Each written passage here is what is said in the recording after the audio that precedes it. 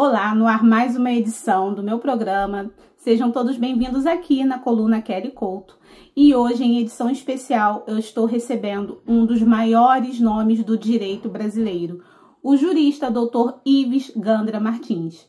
No programa de hoje, nós vamos conversar primeiramente sobre os seus 90 anos, vamos se aprofundar sobre a sua carreira, falar um pouco também do cenário político, econômico e internacional e também trazer um pouco aí luz, esclarecimento a todas as nuances da nossa democracia. Então fique conosco que o programa só está começando.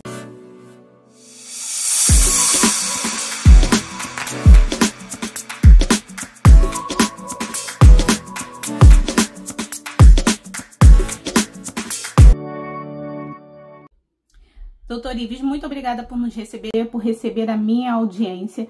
E para começar, eu gostaria que o senhor falasse um pouco como começou a sua paixão pelo direito e qual foi o marco na sua carreira jurídica. A alegria é minha, Kelly, de falar com você e com os seus amigos e com todos aqueles que ouvem o seu programa. Na verdade, eu não era para fazer direito.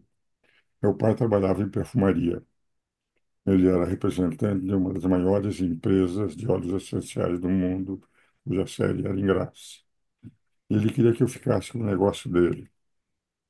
Eu comecei a trabalhar com ele aos 14 anos de idade, estudava, então.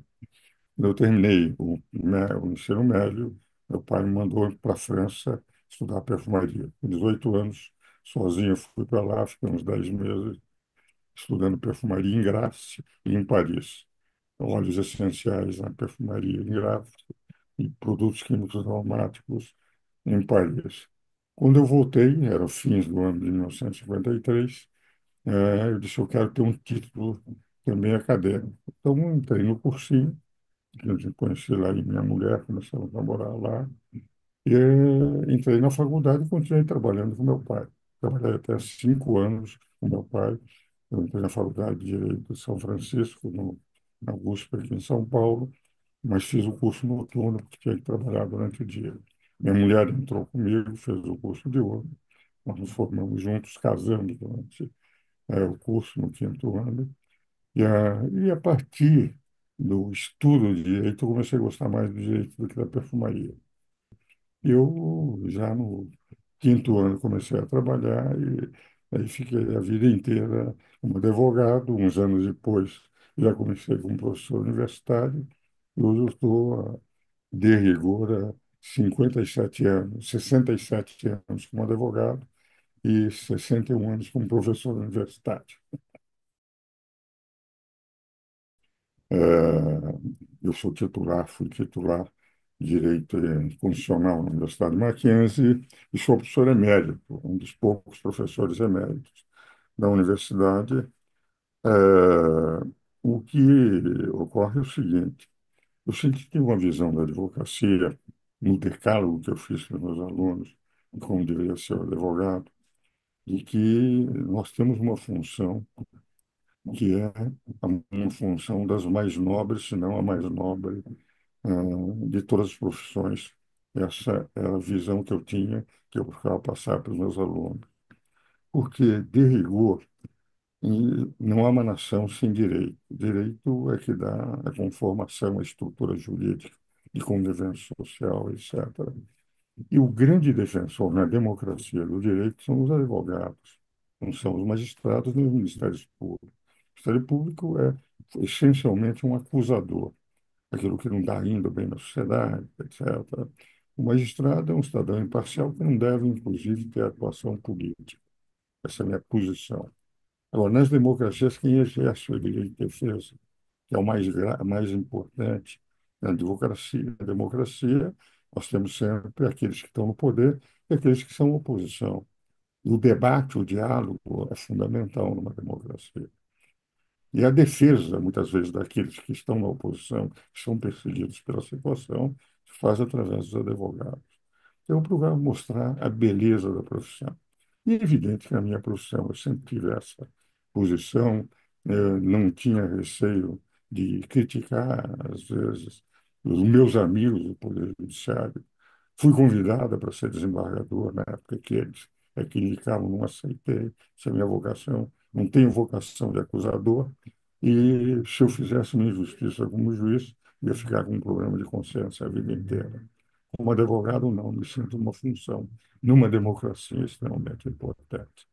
E é evidente que, pelo fato de, além de exercer a advocacia, defender o que eu chamo as instituições brasileiras, fui presidente do Instituto, Conselheiro dos Advogados, Institutos de Advogados, pertenço a algumas academias de direito no Brasil e no exterior. Então, eu sempre entendi. E isso também provocou muitas reações. Yara, na época, o Zog morreu no inquérito. Felizmente, o ministro da Justiça tinha sido meu professor na faculdade, me conhecia, eu não cheguei a ser um mau aluno na faculdade. Gostava até da maneira como eu era estudante, atuava, e nem começou o processo a pedido do todo-poderoso ministro Delfim Neto. Quero também dizer o seguinte: meu baú de ressentimentos, como dizia um ex-presidente do Supremo, é um baú sem fundos. O próprio Delfim, que queria o confisco dos meus bens, etc., 20 anos depois, era meu amigo, fundamos juntos uma academia internacional de Direito e Economia. Escrevemos 4 livros juntos para mostrar que eu não guardo ressentimento das pessoas, apesar de eu ser manchete de todos os jornais no ano de 1969, quando ele pediu o confisco dos bens. E isso aconteceu naquele episódio, em algumas sustentações no Supremo, em que eu fui o primeiro a levantar a tese, as teses como das imunidades, das listas telefônicas de imunidades, das instituições sociais das igrejas, como, por exemplo, no caso das contribuições sociais, eu entendia que só poderia ser por faturamento, não por qualquer receita não eh, negocial, por exemplo, em aplicações financeiras, etc. Enfim, foram alguns resultados positivos e escrever, mesmo com o atual Supremo, eu tenho tido divergências em relação à orientação do Supremo. 6 dos 11 ministros têm livros escritos comigo. E me dou, inclusive, pelo fato de fazer 90 anos, duas editoras fizeram livros em minha homenagem, mais de 50 juristas, e num deles, 2 dos ministros, Gilmar Mendes e o Toffoli, escreveram artigos até que me sensibilizaram, apesar das minhas críticas. E no outro, o ministro André Mendonça foi até de um exagero monumental, dizendo que para ele, o ministro do Supremo, eu era o maior jurista do Brasil. Então, eu brinquei no encontro que eu tive com ele, é que você não me conhece bem.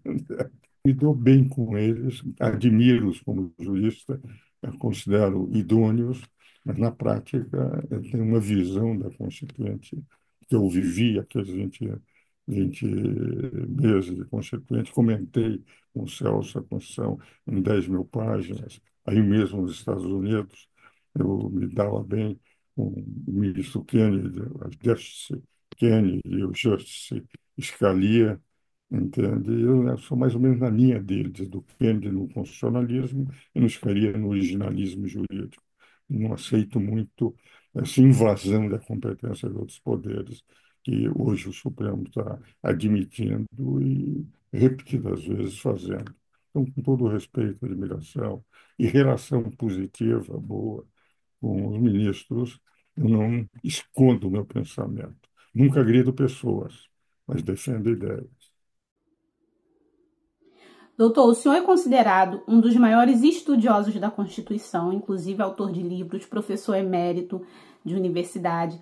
E então eu gostaria de entrar num assunto que trouxe muito debate nos últimos anos, referente a um possível golpe de Estado em relação a um artigo publicado pelo doutor, que fala sobre o artigo 142. Este artigo ele trouxe diversas interpretações.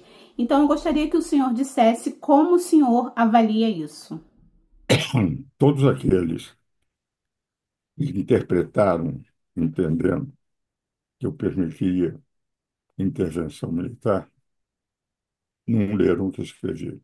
É daqueles que disseram, não li e não gostei. Porque em 1999, eu e o Celso comentamos a Constituição Brasileira em 15 volumes, em torno de 10 mil páginas. Todo o título quinto da Constituição, a responsabilidade de comentários, o Kelly, era minha. Nós dividimos para comentar toda a Constituição brasileira num curto espaço de tempo. Ele pegaria alguns títulos e eu outros.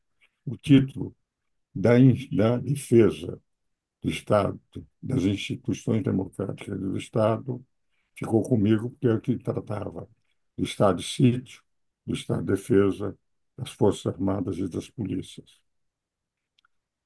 Em 1997, saiu a minha interpretação do 142. O artigo 142, a interpretação minha, que nunca falei em rompimento da ordem constitucional, está em 97.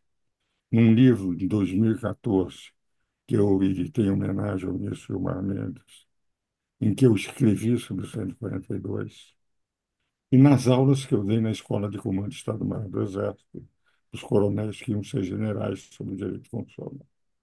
Dei durante 33 anos aulas para coronéis que vieram se transformar a serem indicados como generais.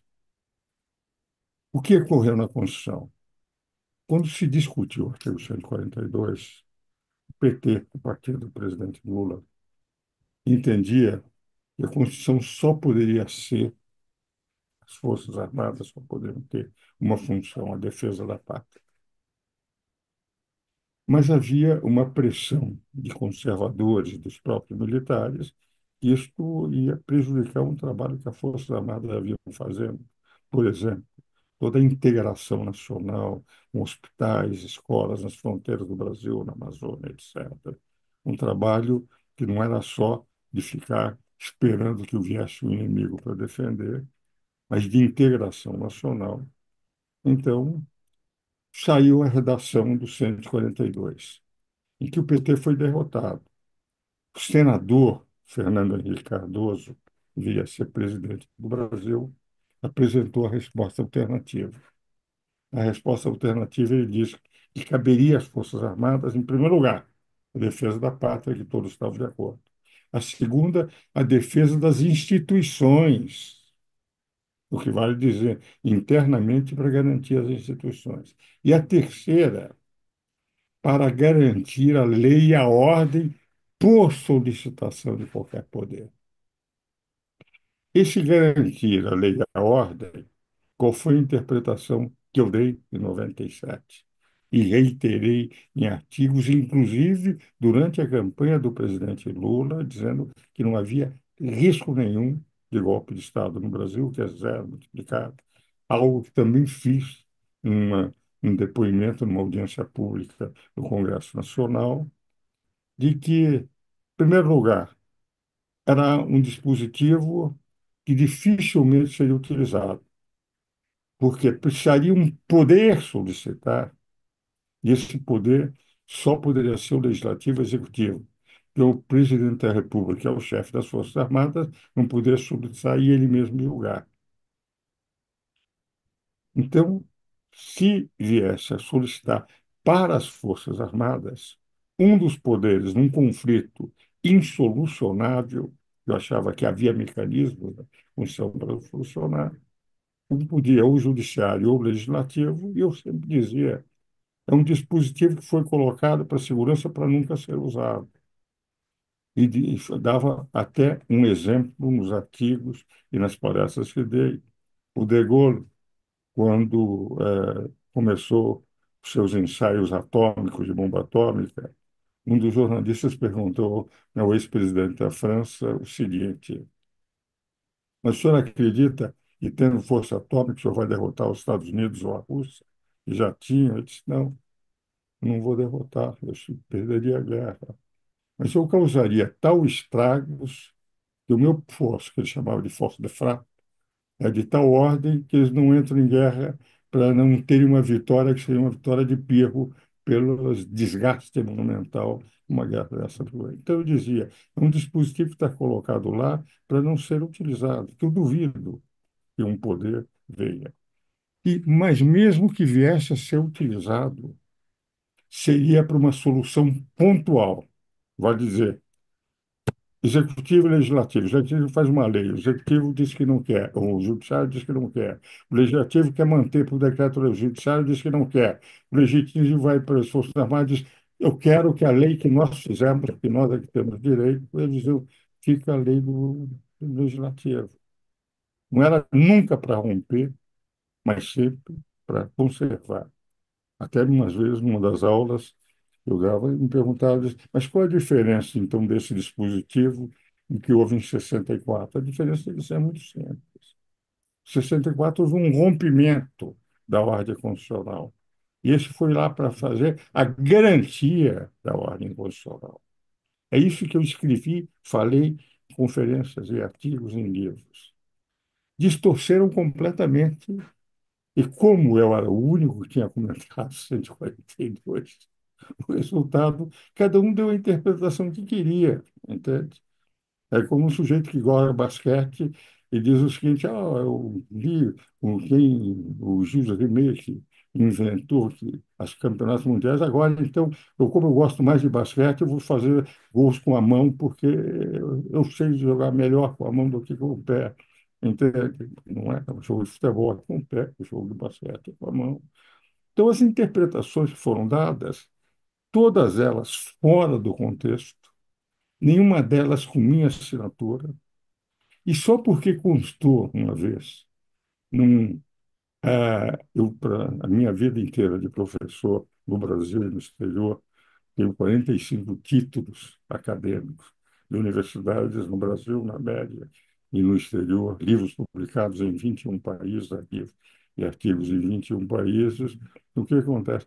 Eu sempre, como professor universitário, desde 1964, eu nunca neguei uma resposta a qualquer aluno, mesmo que não fosse meu aluno, bastaria ser estudante.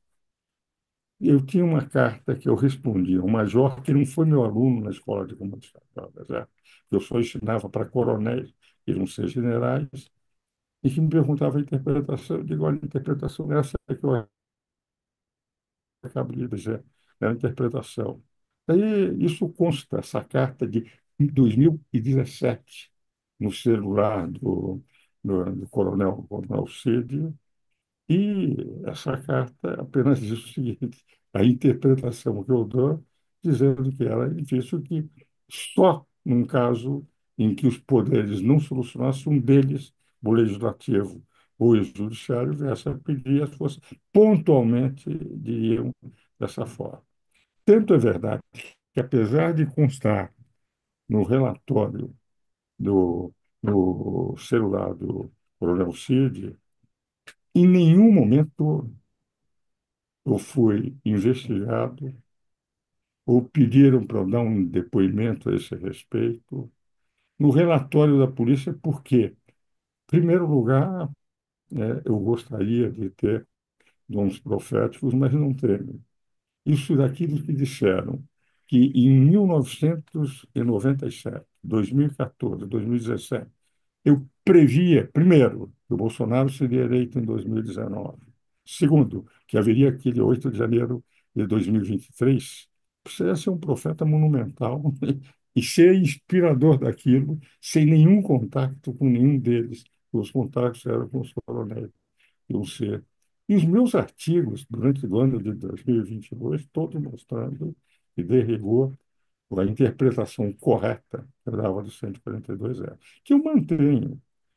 Essa interpretação, entretanto, hoje o Supremo entende que, mesmo quando a Constituição diz cabe ao Congresso Nacional zelar pela sua competência legislativa, é o Supremo que diz quem é a competência do Legislativo, que vale dizer, é um artigo inútil na Constituição.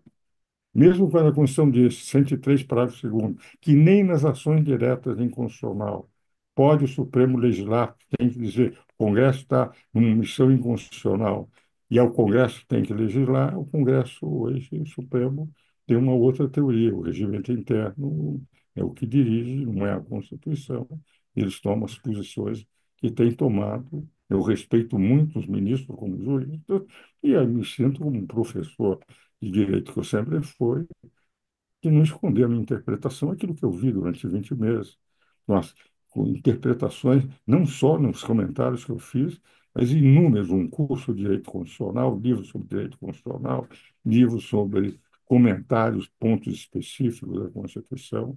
Então, a minha interpretação do 142 não tem nada a ver quem ler os meus escritos com aquilo que procuraram dar um sentido, como se eu estivesse dando apoio a qualquer rompimento da ordem, quando eu sempre dizia que foi colocado para garantir a ordem e não para romper.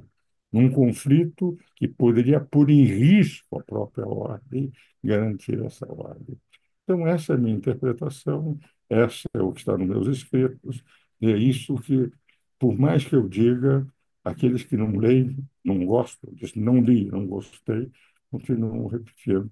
Mas não houve, basta dizer, em nenhum momento foi pedido sequer para fazer um esclarecimento que eu estou dando à senhora na Polícia Federal ou perante o Supremo, etc., porque, efetivamente, é, todos o que eu tinha escrito sobre isso, o último texto escrito sobre especificamente o 142 foi em 2017.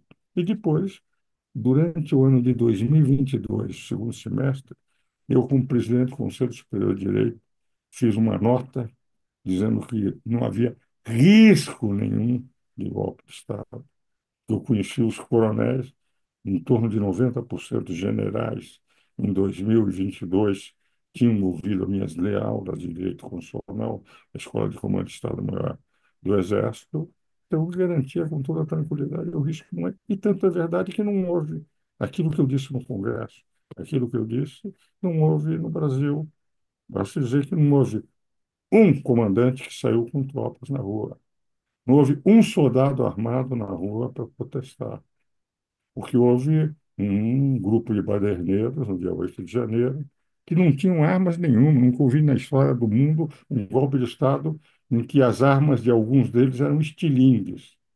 Estilingue eu mato passarinho, mas não dou golpe de Estado.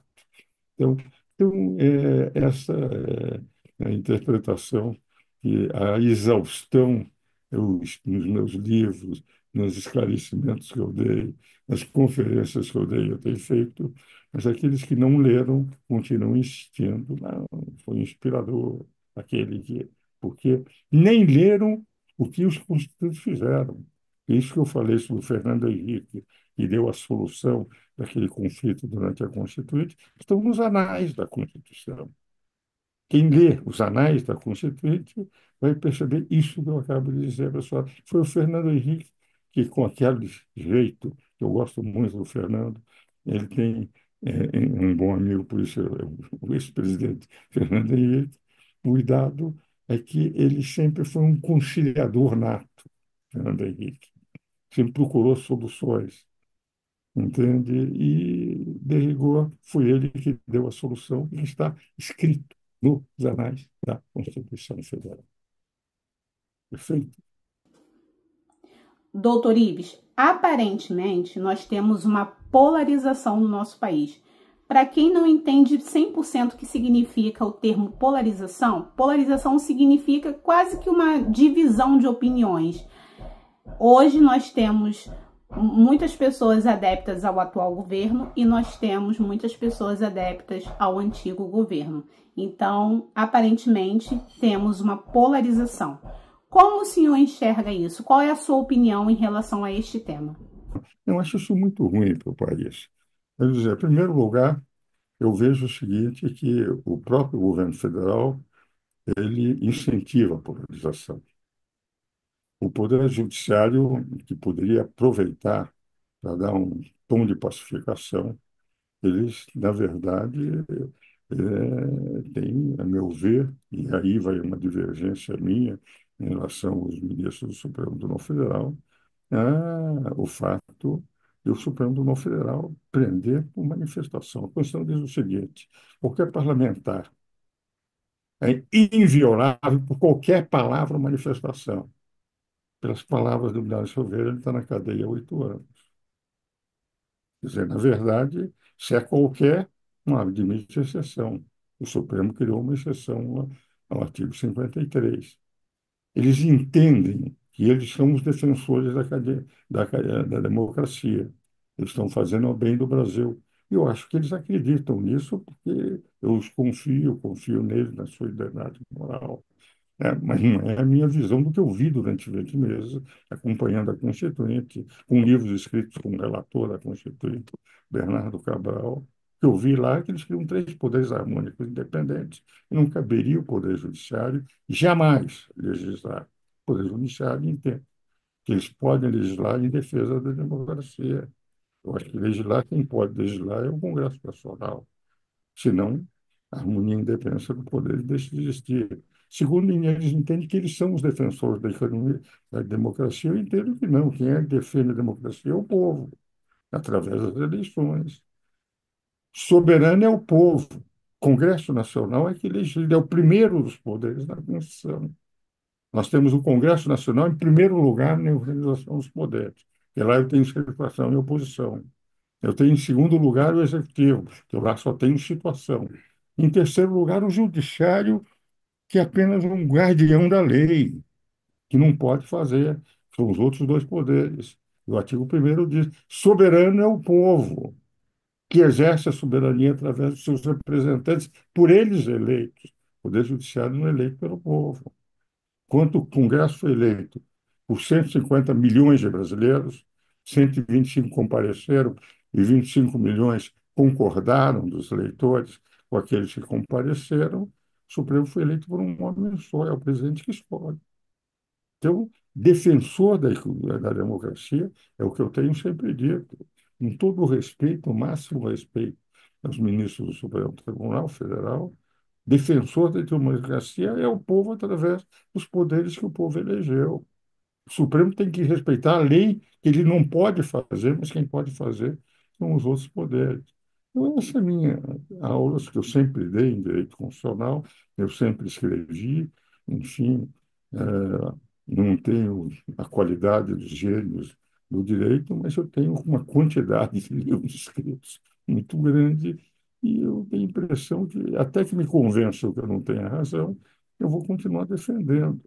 Eu acho que a função do advogado é essa. Ele tem uma função perante a população. Ele é o defensor, numa democracia, do direito de defesa, do direito da oposição, do direito de todos terem liberdade de expressão. Eu acho que a liberdade de expressão na democracia é o grande instrumento que se tem para levar um país para frente. Quando eu cerceio a liberdade de expressão, transfiro o poder de 150 milhões de eleitores para um homem só, que é o presidente que elege, e ter pessoas, por mais iluminadas que sejam, a se sentirem com um poder maior que os representantes do povo, que ao legislar e não aceitar a legislação dos representantes do povo, entende que podem fazer, como agora, por exemplo, em relação à internet, a Constituição diz o seguinte: qualquer abuso terá que se recorrer ao judiciário, é o que diz o artigo 5º. Então, eles agora dizem, não, agora não vai ser um controle a posteriori, vai ser um controle a priori. Agora a decisão por 8 votos a 3 do Supremo.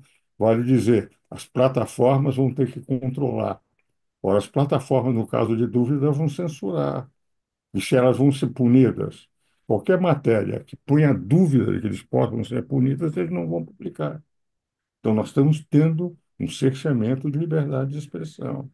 Esse cerceamento de liberdade de expressão, eu tenho meu posto também, com devido respeito, nunca ataquei nenhum dos ministros do Supremo, mas defendi as minhas ideias. Eu acho que o advogado que não tem coragem de defender pela cidadania as suas ideias não merece ser advogado. E nós temos uma dupla função. A primeira função é defender os nossos clientes. E a segunda, que é mais importante, é aquela pro bono, defender as instituições e a democracia no país. E a advocacia é palavra. Mesmo nós saímos de um estado de exceção, eu era conselheiro da ordem, depois fui presidente do Instituto dos Advogados, usando a arma da palavra. Nós só temos uma arma, que é a palavra. Então, nós temos que ver. E quando nós defendemos as instituições, expomos as nossas posições, levamos, não recebemos um centavo do poder público. Estamos fazendo como cidadãos. defendendo, por entendermos de direito, por termos estudado o direito, as instituições brasileiras. E eu sempre fui assim. E eu, o Kelly, não é aos 90 anos que eu vou mudar. Como o senhor vê o papel do Brasil no cenário internacional e quais são os maiores desafios geopolíticos para o nosso país? Eu acho que o presidente Lula está fazendo péssimas opções.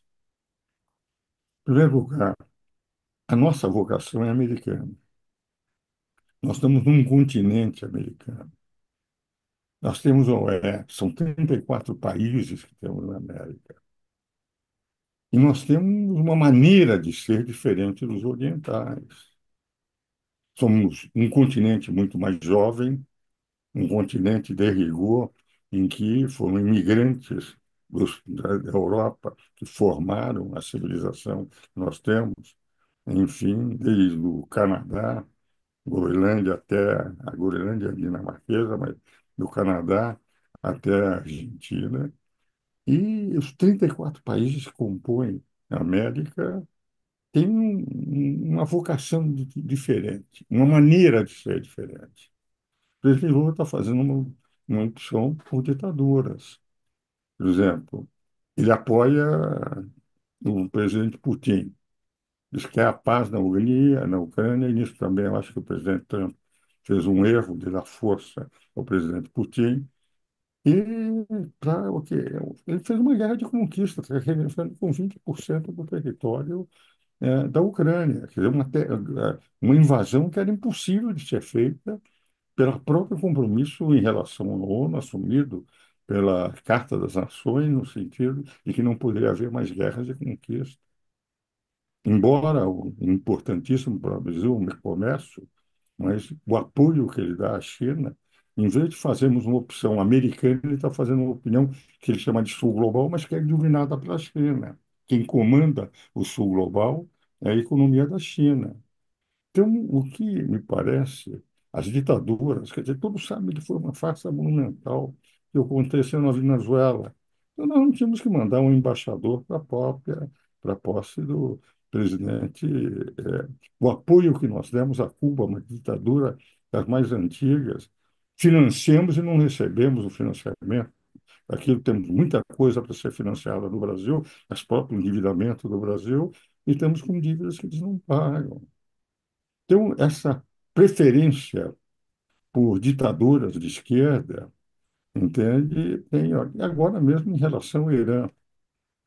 O que acontece é o seguinte, se pergunta, está de acordo com o que Israel está fazendo em Gaza? Eu acho que estão exagerando, não podiam, digamos, ser mais seletivos no combate ao terrorismo. Mas, de qualquer forma, Israel luta pela sobrevivência. Os Hamas e Hezbollah querem que o Estado disseram publicamente os seus líderes e querem que Israel desapareça. Quem é que financia? Quem financia é o Irã. Onde é que estão as armas? Foram eles que fabricaram lá o Hezbollah? Foi Hamas que fabricou? Não. Foi o Irã que forneceu as armas para eles. Agora, imagine, por exemplo, o Irã com bomba atômica. Se bomba atômica, eles cederem bomba atômica para terroristas, terroristas não têm, digamos, contenção de uma ação que, se usar a bomba atômica, pode ter a retaliação.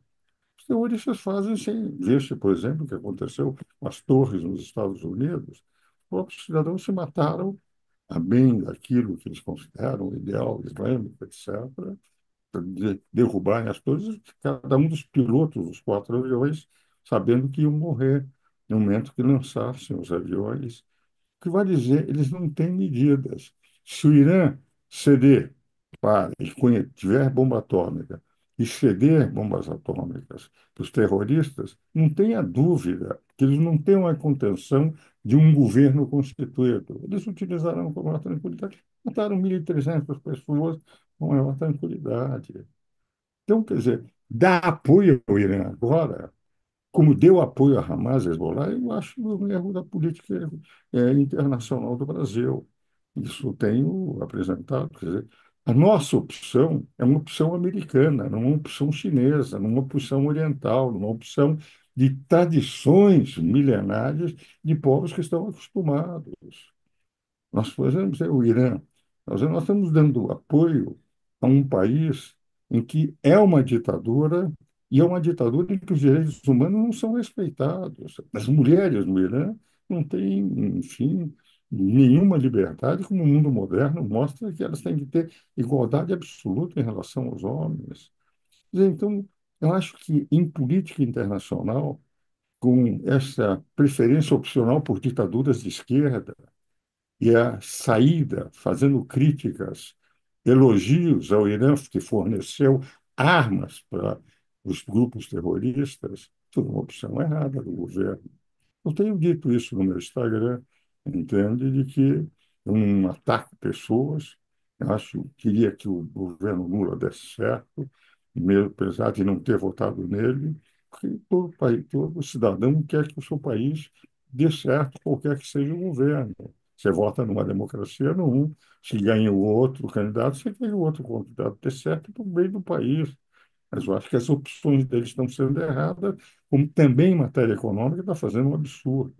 Em matéria econômica, o que nós estamos vendo, ele gasta o que não tem, tem aumentado o endividamento brasileiro incondicionalmente, os juros nossos estão estratosféricos, porque é a única forma, ele não faz política fiscal, tem que fazer política monetária para a política monetária garantir um mínimo de inflação possível, mas a política monetária se faz com juros elevados, que é o único campo. Nós podemos ter juros menores se não fizesse gastança tão irracional. Nós temos, por exemplo, a Bolsa Família, dizia um jornalista brasileiro, Alexandre Garcia, outro dia, que 7 milhões de famílias brasileiras recebem Bolsa Família há 10 anos. Não querem trabalhar. Empresas têm tido dificuldades, têm declarado isso nos jornais, para conseguir pessoas. Estou ganhando Bolsa Família, por que que eu vou ganhar mais ou menos a mesma coisa trabalhando? Então, prefere não trabalhar. Então, nós estamos criando uma pátria de ociosos. Eu acho que a Bolsa Família é importante no desemprego, mas mesmo nos Estados Unidos, os países que dão Bolsa Desemprego, se dá uma Bolsa Desemprego com um determinado limite de tempo que a pessoa encontra emprego. Mas 10 anos, em que houve um grupo de São Paulo importante, Secov, de construção civil, que foi pedir ao Lula para manter a Bolsa Família, mas mesmo que eles fossem contratados pela construção civil.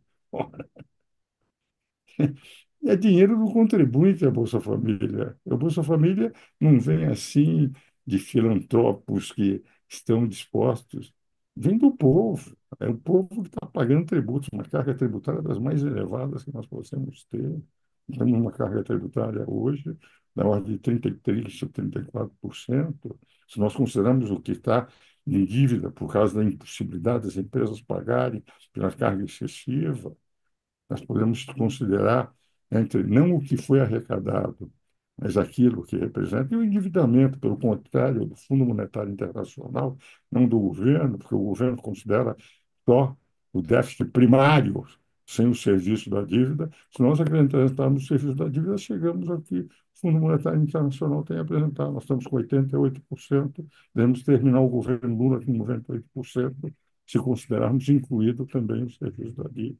Então, eu considero atacando apenas ideias, políticas que me parecem equivocadas do governo Lula, apresentando exatamente esta linha e que eu acho que muitos já estão tomando conhecimento. Jornais importantes que antes davam apoio têm alertado o caos que isso está provocando em matéria de economia, em matéria de relações exteriores, em matéria de incentivo às empresas, em matéria de falta de tecnologia, de pouca queda de investimentos, e no plano internacional, as agências de rating, o que é que elas estão apresentando? O Brasil está no segundo patamar abaixo do nível de investimento, nível de especulação, mas nem está no primeiro antes do investimento, está no segundo.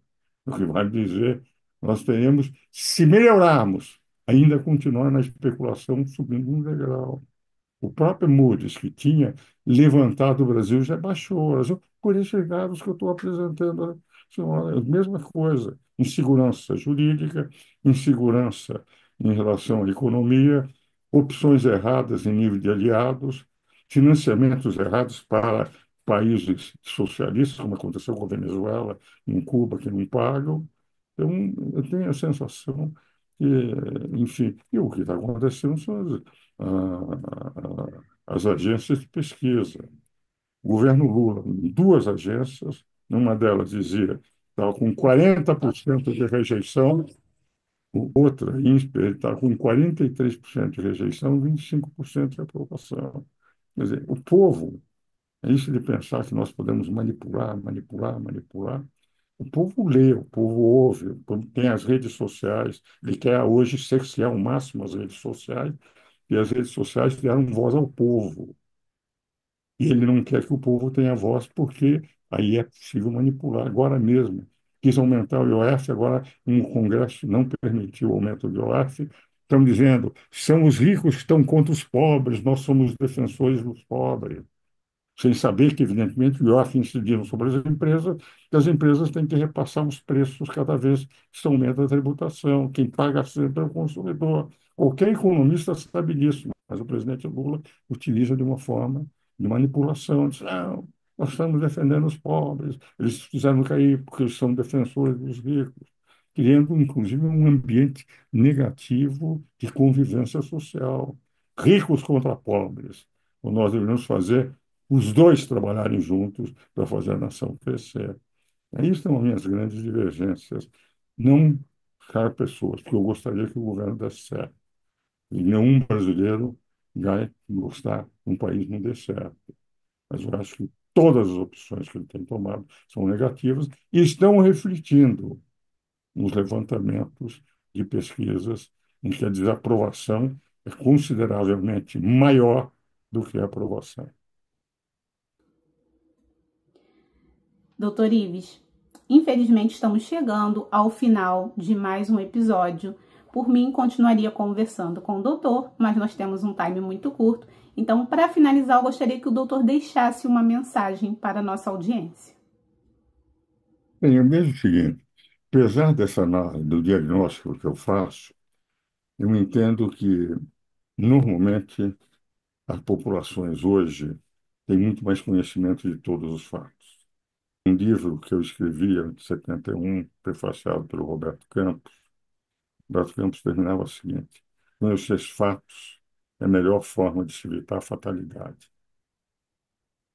E eu estou de acordo. Quer dizer, hoje, esses fatos que eu apresentei, as pesquisas demonstram que o povo está conhecendo esses fatos e está reagindo a esses fatos. Nós vamos ter uma eleição em 2026. Minha esperança, efetivamente, de que o povo, tomando conhecimento, faça opções corretas no sentido de um país com uma potencialidade que o Brasil tem. Enfim, fazer com que o Brasil cresça, cresça para o povo, e não os detentores do poder. O país não é um feudo dos detentores do país. O país pertence ao povo, como manda artigo 1º da Constituição. Então, a mensagem é o seguinte: apesar de estarmos vivendo um momento complicado, no Poder Judiciário, no Poder Executivo e até mesmo no Legislativo, que está mais omisso, não foi omisso nesse caso do IOF, eu estou convencido que a potencialidade da força do Brasil é tão grande que nós vamos sair dessa crise. E a grande oportunidade vai ser no ano de 2026. E eu espero no ano de 2026 que um pensamento moderno, competitiva no plano internacional, capaz de estimular o crescimento do país, termine prevalecendo entre aqueles que o povo vem a escolher. Então, apesar de pessimista hoje, eu continuo, apesar também da minha idade, 90 anos, um otimista inveterado em relação ao meu país. E a mensagem é que tem que se acreditar no Brasil.